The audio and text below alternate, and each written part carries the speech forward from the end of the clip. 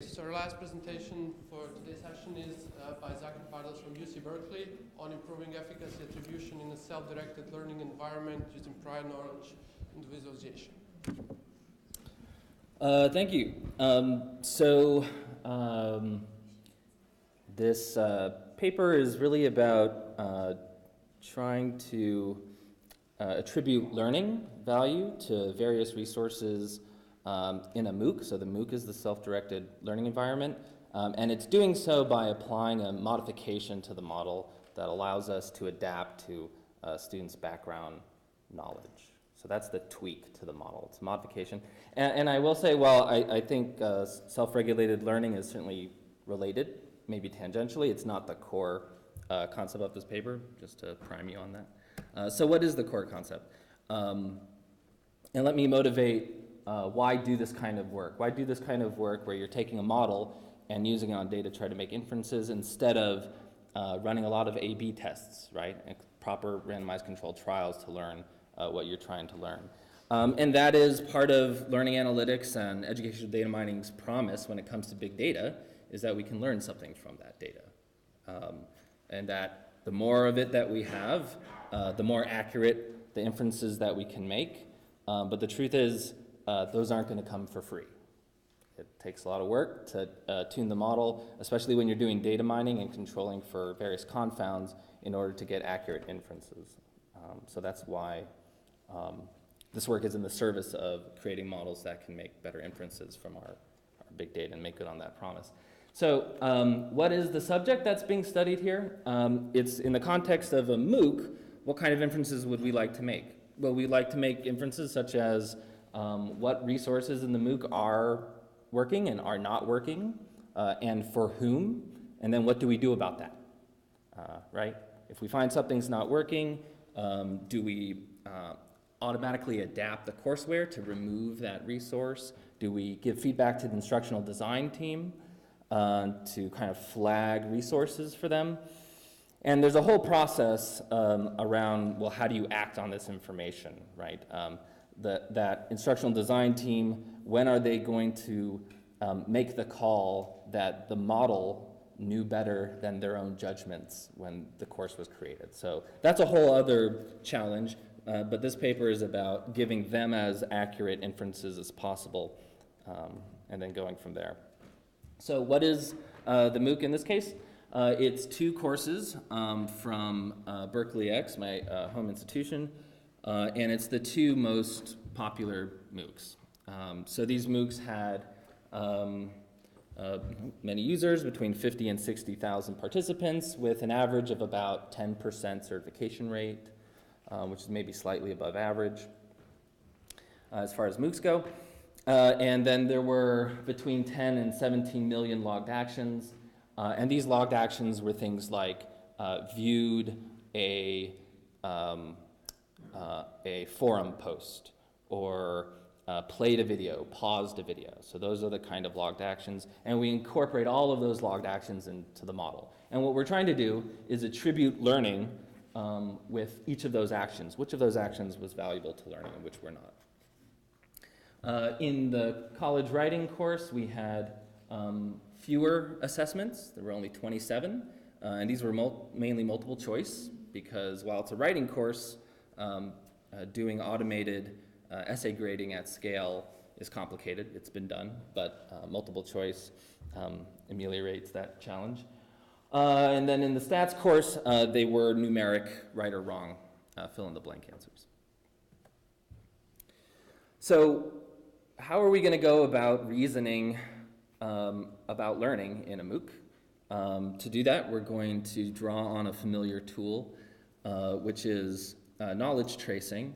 And knowledge tracing is represented by a simple hidden Markov model, where you have a latent, which will be the knowledge that we're hypothesizing students are gaining, and then those observed questions, the 27 or the 131 in the stats course, that are dichotomously scorable. And so the hidden Markov model, very simple, but it's one of those staples of instruments that in digital learning environments is used to measure cognitive mastery, and it's akin to the logistic function that is used in psychometrics to measure those psychometric constructs. And you can extend the logistic function, you can extend the hidden Markov model to be arbitrarily complex. But these are sort of the core tools in those disciplines. And the base model has 4 parameters. Again, it's a fairly simple model. And it says for each piece of knowledge that you're trying to measure, there's some probability that a student already has that knowledge before they even interacted with the system. There's some probability that if they didn't have the knowledge, they will now after one time slice. So each vertical is a time slice. A time slice being an event. I answered a problem, that's an event. I watched a video, that's another event. And then there's guess and slip. And guess and slip essentially says that performance isn't a perfect reflection of knowledge. There's noise between those two things. And those parameters are learned from data. So the most common activity that you would want that is performed with this kind of model is to learn the parameters from data and then make inferences about an individual student based on their sequence of correct or incorrect responses. Right? So you observe an incorrect response based on the prior and the guess and slip. Let's say those are the parameters of the skill that you're trying to trace here. You make a posterior probability inference here about what the value of knowledge is. And even though the prior was 0.4, since you just saw an incorrect response, your updated posterior is now 0.03, which is less. But then there's some probability of learning because you learn by getting feedback that you were wrong. And so that's P of T. And so you'll have an updated prior, which is 0.229, just because of that transition probability. But then the student got it right, and so we update that posterior to 0.66. And in something like the cognitive tutor, 0.95 is when you're mastered, and you no longer need to answer questions of that skill. Okay? And as our keynote speaker mentioned, Bayes' theorem is at the core of making these posterior probability calculations. So what kind of modifications need to be made to that HMM? I mentioned you could sort of extend it in arbitrarily complex ways. Well, for our MOOCs, they have this interesting format for questions where they'll list a question or information about a question at the top, and then there'll be many subparts asking questions about that information, and only a single check button. So in this case, unlike a normal tutor, or intelligent tutor anyway, you may receive multiple correct and incorrect responses to multiple questions at the same time, right? Because you're hitting check once and getting multiple responses back.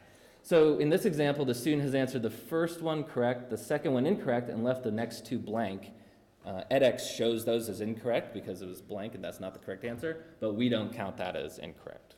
We only count a question as incorrect if they've entered a new answer and that new answer is wrong. Okay, so here we have correct and incorrect representing the responses to those questions. And KC, so the knowledge component that we're trying to measure, will be if the student has the latent required to answer those subparts correctly to the best of their ability. Okay, so every problem, those 27 problems in college writing, will be a KC in our world. And each of those questions will have its own guess and slip. So I mentioned that what we want to do here is attribute learning value to the resources. So how do we do that? Well, here you can see those 2 assessment problems. Let's say it's the same problem I showed in the previous slide. One's happening at the first event and the other is at the third event. And you see that they're answering 2 parts in the first event and then 3 parts in the other event, getting that second part correct. So there'll be an inference of knowledge here that's lower to begin with and then higher in the third event. And the question is, what did they do in between? And given 10,000 or thousands and thousands of student sequences, can we make inferences about the goodness of what they did in between, right? If they went to a video, can we attribute learning to that video? And so that video will have a probability of learning that gets learned from data. And we represent resources in 2 different ways.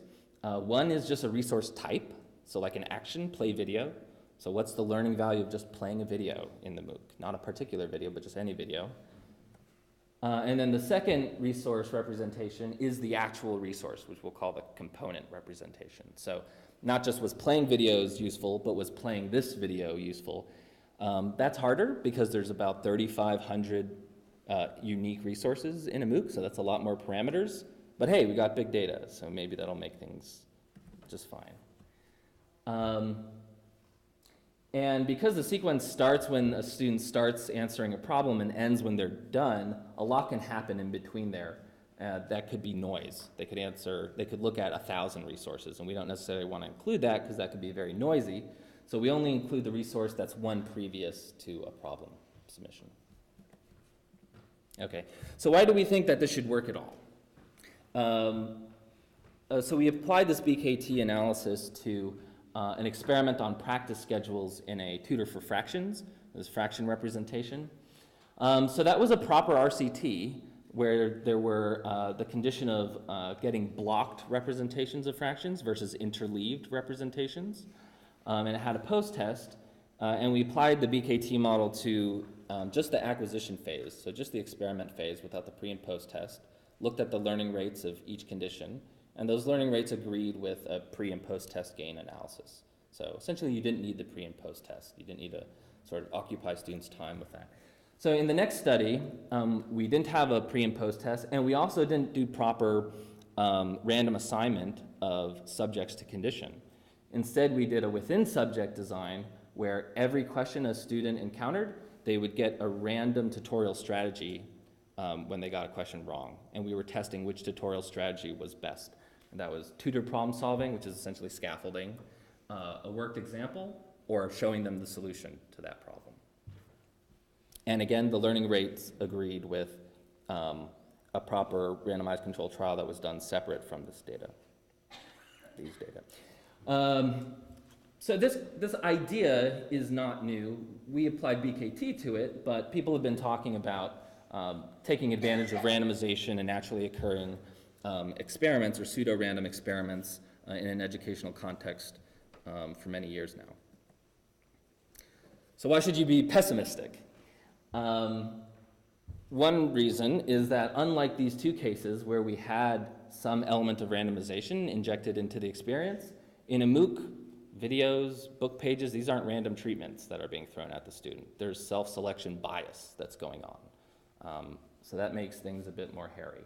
Also, there's no skills. Like I said, we're going to use problem as the skill, but that's another challenge. In these systems, there's knowledge components or broad skills defined that we can run the model over to measure learning. Also, there's been this observation that resource use is negatively correlated with learning. I shouldn't say learning, with ability. So the more resources you use, the lower your ability, which is a little counterintuitive, but I'll get into that in the next slide. And lastly, this resource model that I've been telling you about, we prototyped this in 2013 and didn't work. So what does that mean? Elements of it worked, having different guesses and slips per item worked, but when we added in those millions of resources, it actually overfit to those resources, and those learning rates didn't generalize to new students. It predicted worse than had you not included those resources. So that's a bummer, right? I guess this column is kind of like the MOOC, psychometric wasteland, question mark. So why try again? Why are we dusting off this model and giving it another go? One reason is we have better tools. The work in 2013 was based only on 2,000 student sample of the first MIT course. We spent the effort to create an in-house C++ implementation that's 10,000 times faster. So now we can run it on all 60,000 students, not a sample. And it also means that we can do random restarts of the parameter learning, so we can find better parameters, whereas we had to save time and we couldn't do our due diligence with that parameter search. So that's one reason. We can now run it on everything and run it better than we did before. And then the second reason is we have a new hypothesis to test. And I mentioned that result by a group at MIT that resource use is negatively correlated with ability. So the scary causal direction of that would be to say resources actually hurt learning, right? You access resources, that makes you a lower ability student. The other way is more plausible, which is if you're a lower ability student coming into the MOOC, you need to access more resources. The people with masters and PhDs, don't need to access as many resources as you. They're more interested in the assessment questions to refresh their knowledge. So with that in mind, maybe one explanation for why the method didn't work or might not work is, let's say you have this high point estimate of prior knowledge for a skill, because there's lots of people with degrees who are taking the course, but you come in with low knowledge, right? You haven't taken a course like this before in this subject area. So you're coming in with low prior knowledge. You're ending the problem with higher prior knowledge than you had before, but it's still below the average prior knowledge of the class. If you then try to do resource attribution here, it will probably say the resources are negative learning, right? Because that gets you to lower that prior knowledge. So the solution to this, perhaps, let's test, is if we seed the prior with an individual prior that is individualized to the student's background knowledge.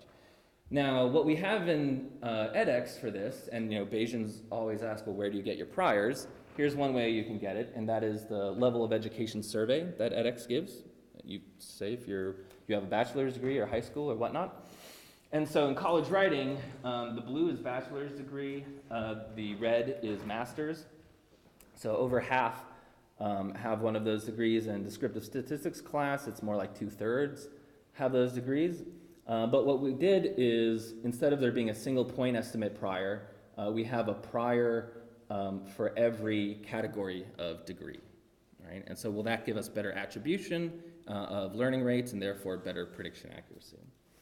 We tried another strategy, which we call average performance split, and this is sort of the idealized prior. So level of education is a proxy, right? And it's a rough proxy because we don't know what their degree is in. We don't know if it aligns with the course material. So instead here we say, let's say there's 2 priors instead of 1, and we take your percent correct on first attempts at all problems, and then take the percent correct like that for all students, and then do a median split. And the people who are above the median are in the high prior group, and the people who are below are in the low prior group. Okay, so what were the results? The single prior group, so this is kind of business as usual, the thing that we did in 2013, but on a subset of MIT data. Using a single prior, we got 0.4264, and this is RMSE, so lower is better. And so better will be going up and up this table.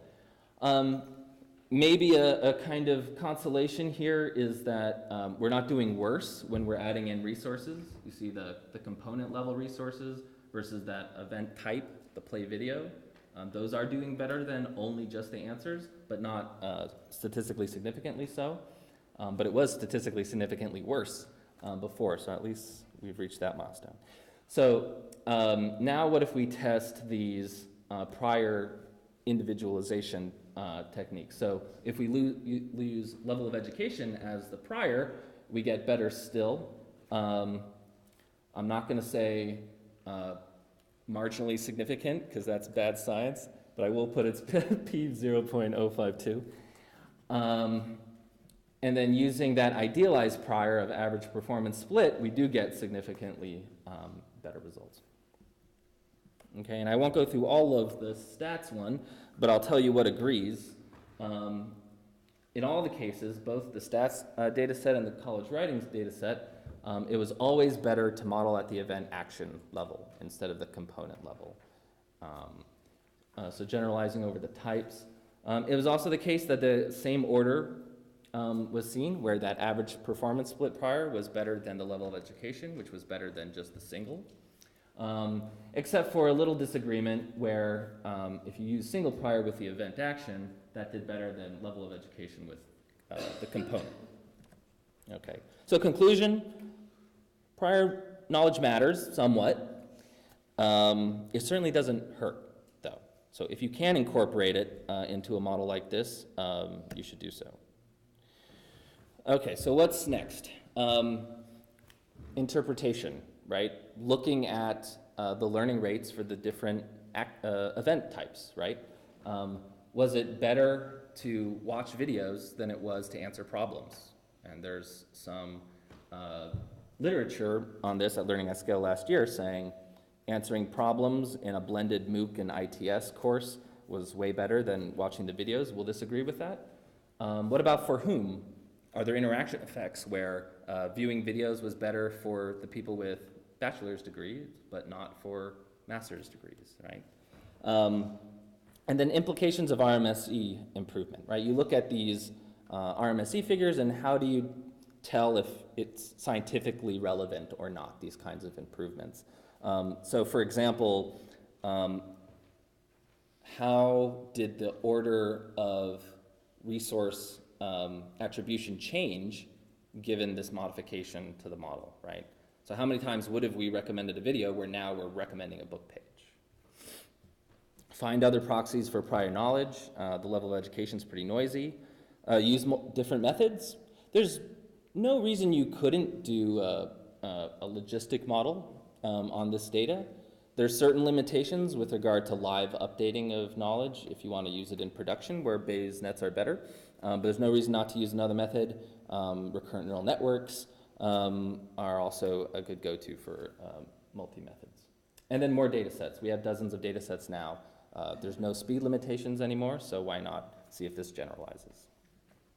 All right, thank you.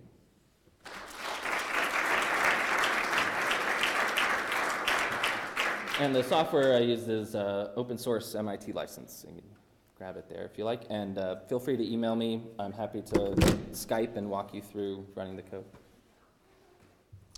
Thank you, Zach. Questions? I have a question about those additional models of prior knowledge. Personally, I want to apply similar type of Bayesian modeling, and that's, can you elaborate more on what would be the other forms of measuring prior knowledge in MOOC environments? So what's another source of those? Source of that, exactly. Seeding the priors? The most overlooked source of prior information is just to ask the student, right? When they come into the course, is that what you're asking? Yes.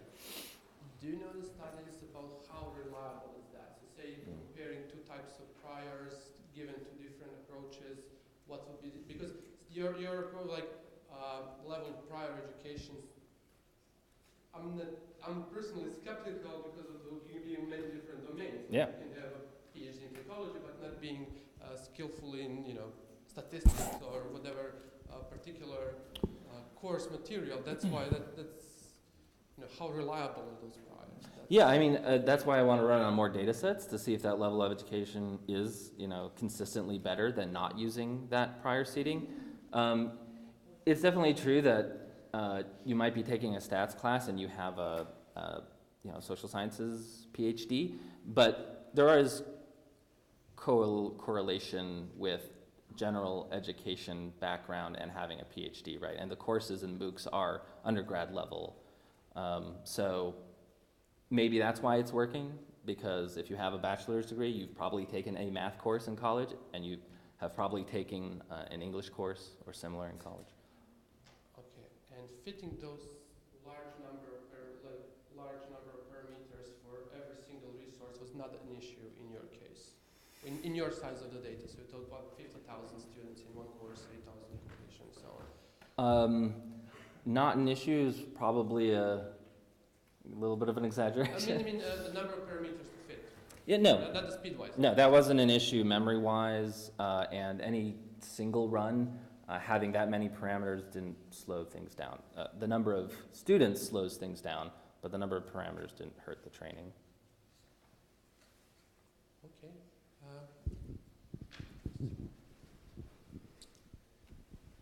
Zach, I first want to make a comment when you're saying comparing this work to RCTs. I think we just had a discussion with Phil Whitney and Ryan Baker and Neil Heffernan. It seems not a fair comparison situation. They're trying to aim to answer different questions, and we can talk more about that. Some clarification questions. So you said each question you treat that as a knowledge component. So that means like the student could come back to that assessment item, so they could try it multiple times, is that right? Yep. Okay. One quick question about the RMSE. So your table shows all those numbers, and the difference are at the second decimal point, like on the hundreds. I was looking at those numbers, like how meaningful is that? Like, I mean, if it's, I know, but I want to push you to say something here. I mean, that's the bullet point there, you know. But I can, and Renee's has his hand up too.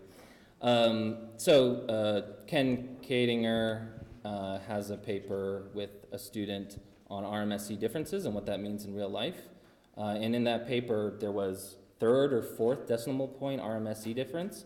But when you actually look to see the difference that it made in terms of how much over practice or under practice a student had, given that BKT difference in parameters, it was significant. It was like 2 more items of over practice, even after the RMSE difference is at the 0.0003 level. So this is more a methodological validation. That's saying, do you get better validity by taking into account prior knowledge? And that better validity may manifest in small changes to the parameters that might be major differences in the orderings of the appraised learning value.